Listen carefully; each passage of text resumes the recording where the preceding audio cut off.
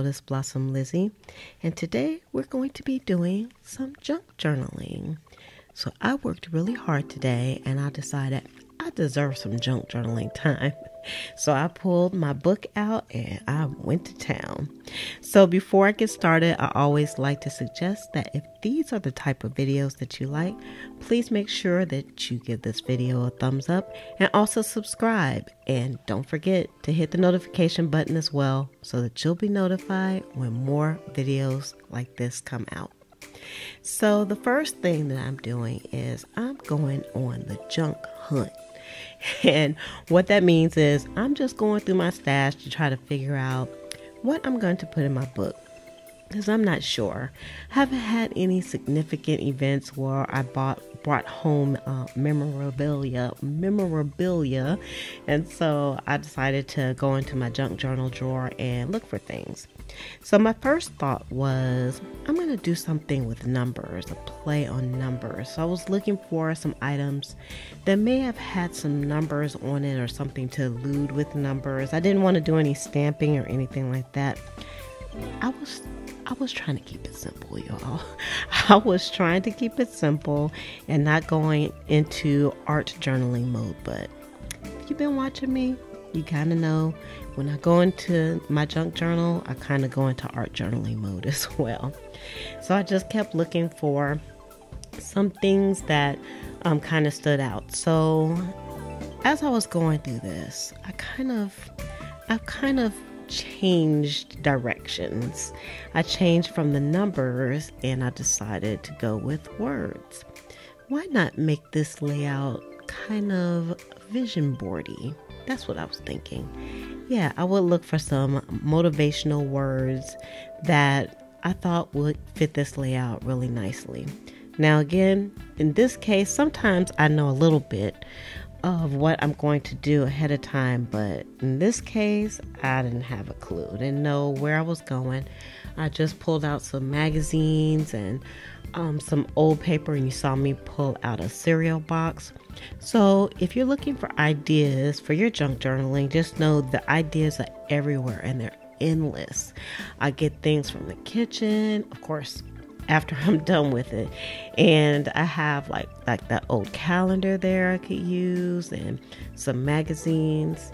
So the next thing I'm doing is doing a bit of fussy cutting, because I found this fantastic image in one of the library magazines that I had, and it was like a superwoman. And I have to tell you, one big thing for me is that she is a woman of color, because it is very hard to find really nice images of women of color that I like to use. So I found this one and I decided, yay, I found something that's really going to fit into my vision boardy type of layout.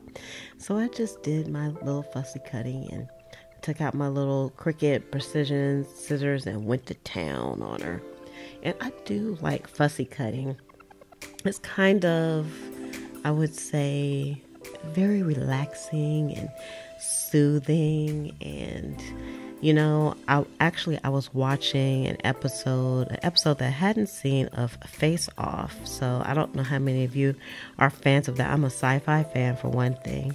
And you know, what better type of program to watch when you're doing junk journaling or art journaling than Face Off, where they're actually creating these marvelous makeups. So that's what I was watching. So I was really I was taking my time on ma'am, because even though I always speed these videos up, I always kind of feel like I have to rush. So sometimes I have to slow myself down when I'm doing things. So I kind of like eased into this layout.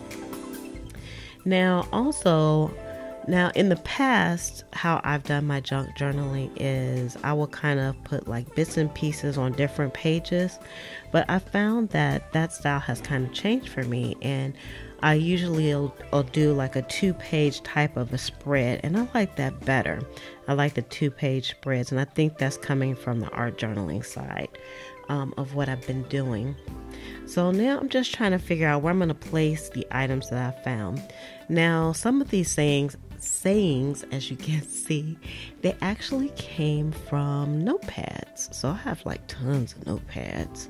And so it doesn't bother me a bit to cut them up. And they always have nice inspirational sayings at the top of them, as you can see. So we have do what you love, and one day at a time, and live, love, and laugh, and life is sweet, and all kinds of wonderful sayings. So I said, you know what? I think this is going to work out for me. I was like really happy with being able to find all these things. And then they really kind of fit into the color scheme as well. Now I had this die cut piece, that little white piece behind the thoughts and doodles, and I wanted to use it, but I kind of forgot. I forgot to use it. So I have to use that in another project. And I'm also putting down one of my original watercolor pages, and you may have seen this when I did my year at a glance in my bullet journal. I actually used a copy of this watercolor page. So this is the original page.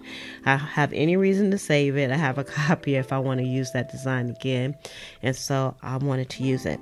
Now my concern was that this is a watercolor page, and I wasn't sure if the colors were going to reactivate when I put glue on the back of it. But I said to myself, just go ahead and take a chance.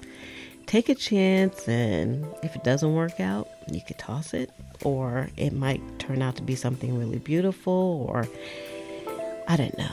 I didn't really know what was going to happen. I just took a chance. So I put some, I'm using matte medium, by the way. I know lots of people ask me about that. And it's just basically, just another type of glue. You can use Decopod, you can use Elmer's glue, you can use it. It was close to me, so I used it. So I actually had to, I stuck things down, and I had to pull it up and put a little more glue on, because I wasn't generous enough with it. Now here's a tip for you when you're laying a page on top of another page. 2 tips. One of them is, don't try to cut it exactly to fit and then put it down. Unless you're like an A person and you're very patient, it might work out for you. But for me, I always find it's better to put the larger page on top and then go back and cut it later. Also, if you're going to lay a page on top of a page, you don't want to bring it all the way to the center, because remember, you have to fold it. So this page had just a little sliver of an opening in the center, and then I put the washi tape in the middle just to make sure that it laid down and it wasn't going to come up.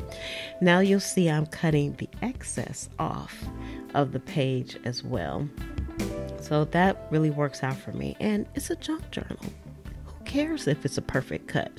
It's going to be perfect because nobody's going to see it but me. Well, now, and my friends here on YouTube, of course. So again, I'm just kind of laying things out a little bit to see where I want to put things at. And it's always good to test things, but if you are new to junk journaling, you really don't have to do that. I say just go for it. Just grab some stuff and just start slapping it down on the page. Well, slapping it on the page sounds a little rough. We'll say laying it down gingerly on the page. And you'll see things just start coming together. Because again, in this case, I had no idea what I was going to do. I just wanted to make sure that I had some space so that I could journal. And I left plenty of space for journaling. So now I'm still just rifling through my pieces, and this is the piece that I want to use to journal on. So I want to go ahead and kind of lay that out, find a nice spot for it to be. And I was trying to figure out how I was going to kind of do the edges on some of the images here. I wasn't really sure. I wasn't really feeling the distressed inks, but I did use it just a little bit. And I pulled them out, and the distress ink I really wanted was the darker vintage photo one. It was just maybe a foot more away from me, and I was being so lazy. I didn't even want to get up and go get it. So I was like, let me just put these pieces down. We'll see where it goes from there. So you can see I'm doing some more fussy cutting here. And so now you can't even tell that, you know, some of these things are they actually came off of a pad. It looks like they were made to be on this layout. And I love that I feel pretty. I had to make sure I use that I feel pretty. It was actually on a piece of newspaper that I had. It was a comic strip that I had cut out, and it was actually on the back of the comic strip. And it said, I feel pretty. I said, I want to use that too. I feel motivated by that. Because, you know, sometimes you look in the mirror when you wake up and you say, man, that girl looks kind of rough. And then some days you look in the mirror and you say, man, I look really pretty today. Do you all ever have days like that? I have days like that all the time. Sometimes, you know, I'm like, it's a win. And sometimes it's like, we might need to put on a little extra makeup. Or lipstick. For me, I don't wear like a lot of makeup. So again, I'm just going through and just kind of figuring out where I'm going to put things down. So I think I got it now. I think I got the layout. So I am now using some repositionable tape. And the only reason why I'm using repositionable tape is because it was close to me. And so I use, I think, several types of adhesive in this layout. So you just kind of use what you have. You don't have to have anything special to do your junk journaling. You just, you know, grab what you have, grab the kids' glue stick, and just get the glue. That's all you need to do. So again, I did finally get up and get the vintage photo out. Because, you know, vintage photo is a fave. And I almost think I should have used like the purple distress inks, but I just went with what I had right here. And I definitely wanted to use my lady here.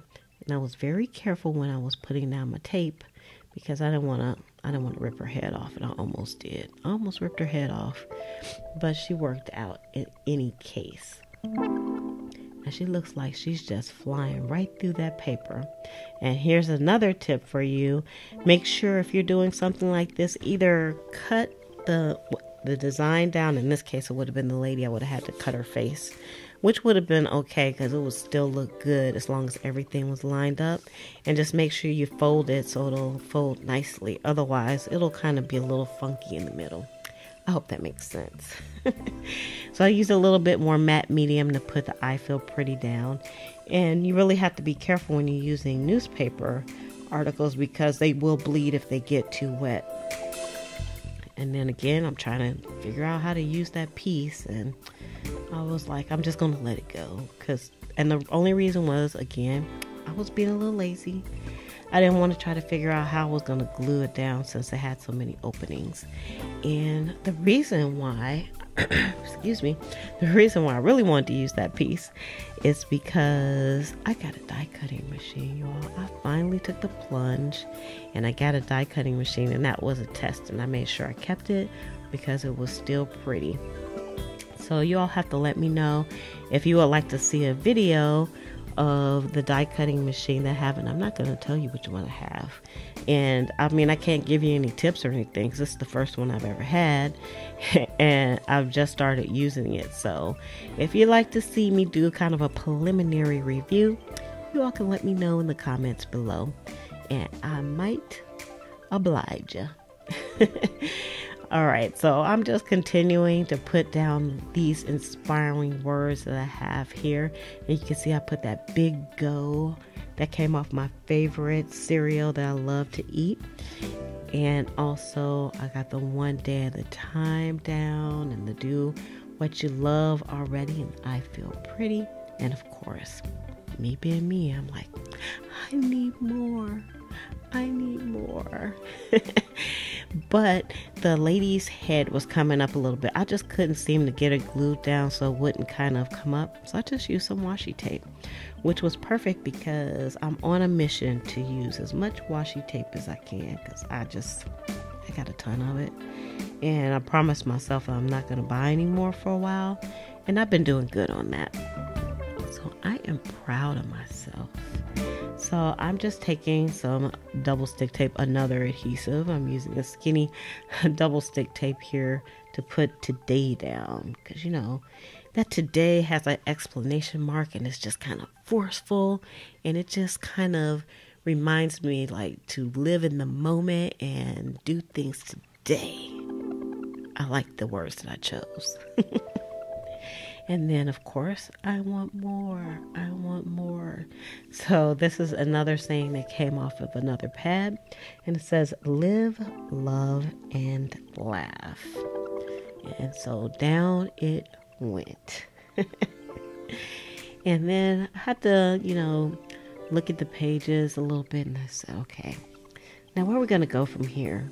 So while I'm thinking about it, I decide to just go ahead and get the purple out. I got the purple distressed ink out, and I love that purple so much. It's so deep and dark and rich, and I love how it really kind of frames the page.